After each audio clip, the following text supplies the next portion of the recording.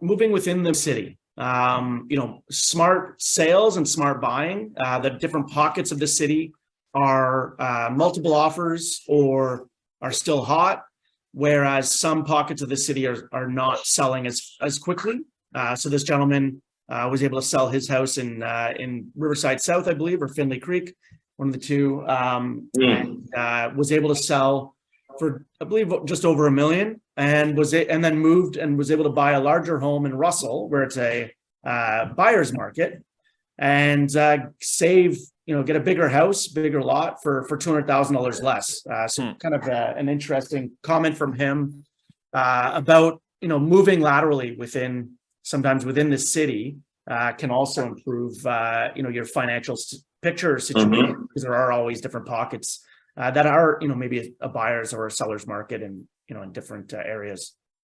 Yeah, I can read the specifics here just to touch on it. It says, I'm following up with an interesting phenomenon that perhaps may be worth discussing on the show. Newly returned concept. For those looking to capitalize on the buyer versus seller's market differential, I believe there is some serious equity to gain. That's kind of his preface. And here's the info. It says, I currently live in Findlay Creek, described as currently as a seller's market. We currently sold our 4-bedroom plus loft, 2,600 square feet above grade, for $10,000 over ask in 20 hours. So that's very fast. 1.045. We then moved up, in quotes, in home, moving to Russell and purchasing a 5-bedroom, 4-bath, triple car garage on a 50 by 110 foot lot. Both homes were built in 2021 for $882,000. Russell's currently a buyer's market, with the home we purchased having been on the market for 200 plus days. That's a difference in price of $163,000, assuming $50,000 closing costs to include realtor fees, legal fees, disbursements, movers, etc. That's $113,000 in equity / mortgage savings. So yeah, very interesting. Everyone always thinks of sizing up, but I mean, in his case, he did size up physically. But yeah, I've done that.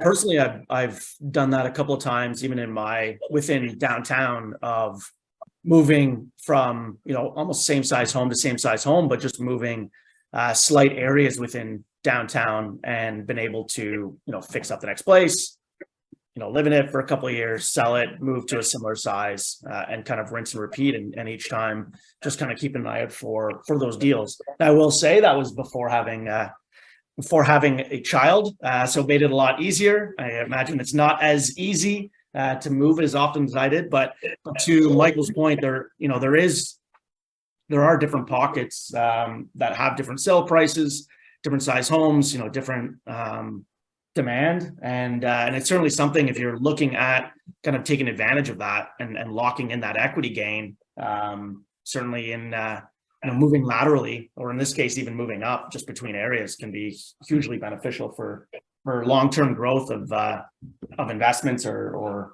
overall personal situation. Sorry, my kids. Yeah, no, it's all good. And Russell's not even that far. Russell's a great location. I mean, Russell, Richmond, Munster. More comparable to Russell, I guess, would be Embrun and Limoges, but Embrun's hot. Embrun's great. Better prices. Better prices for the type of home that certain people want in the city, and it's not really that far.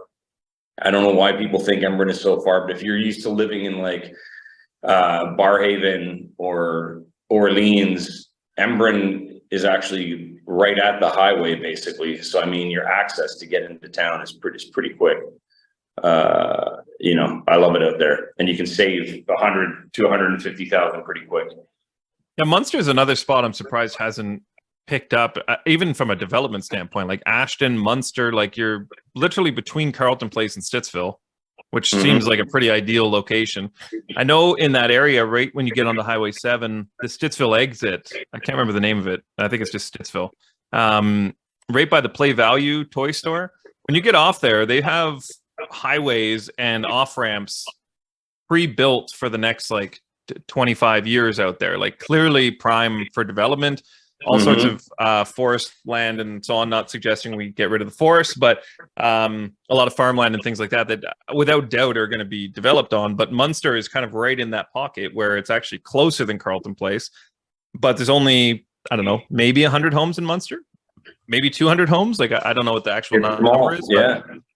But really, really nice, neat kind of tiny homes and big lots considering the homes, like lots of acreage, Yeah. I would say.